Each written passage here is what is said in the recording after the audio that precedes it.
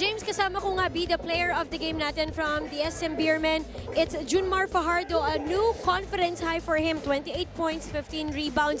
Junmar, alam ko panalo na kayo and this is of course a point of celebration pero marami pang pwedeng i-improve. The lessons that you learned from this game. Una-una, papasalamat kami kay God. Walang discuss sa this game, walang na injury sa amin at sa kabilang team. Then, ito nga, hindi mo na kailangan, hindi mo masasabing Mahindra yun, 0-3 sila, panalo na kami. Hindi, mas mag-work hard pa kami para, mag-double time pa kami para may panalo namin yung game.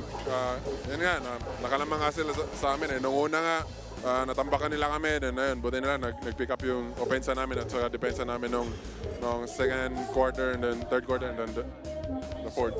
Looking forward to your next game. Pupunta kayo ng Cagayan de Oro, makakalaban yung NLEX Road Warriors.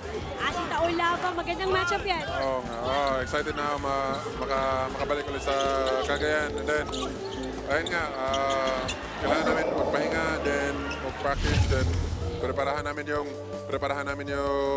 tawag ng NLEX. So ayun, kailangan namin every game counts. Papatiin? Yeah, parents ko, sila mama, sila papa, sila Jay, kapatid ko. And then, kung mga tao sa bahay, binabati ko sila. And then, ayun, yung mga fans ng San Miguel, sana pagpatuloy niyo yung pagsuporta sa amin. And then, ayun, yung mga kadota ko, and Dota na tayo mamaya. So, ayun. Congratulations, Junmar Fajardo, James Denise.